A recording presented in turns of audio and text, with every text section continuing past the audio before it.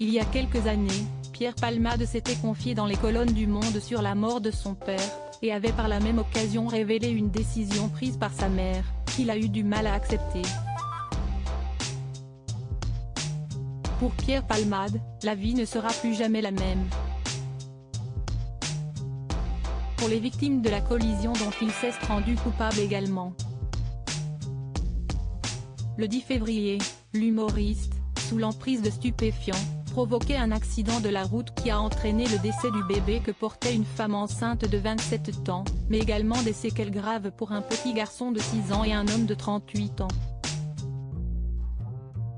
Voilà des années que Pierre Palmade se battait contre ses addictions, lui qui n'avait jamais caché son combat, qu'il avait évoqué dans plusieurs médias.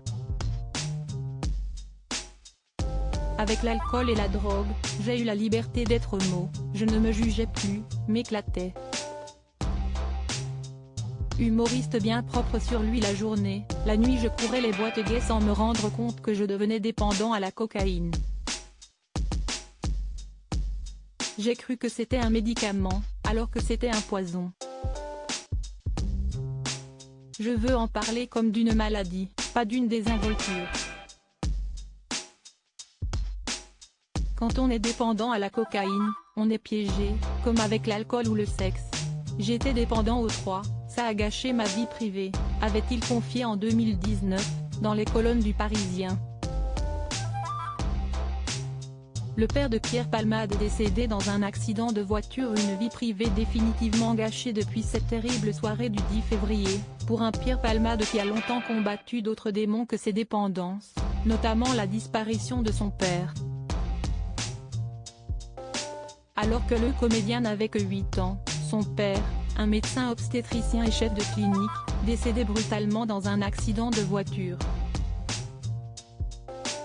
J'avais 8 ans. Je n'ai pas compris ce non-retour, avait-il confié au Monde. À l'époque, la mère de Pierre Palmade avait pris la décision de ne pas laisser ses 3 enfants assister aux funérailles. Un choix qui a longtemps affecté l'humoriste. Comment rester dans l'attente du retour de quelqu'un qui ne reviendra pas? Je lui en veux un peu maintenant, car je sais que de ne pas faire le deuil a eu des incidences malheureuses sur nous, avait-il expliqué. Dans cette même interview, Pierre Palmade avouait n'avoir fait le deuil de son père que récemment.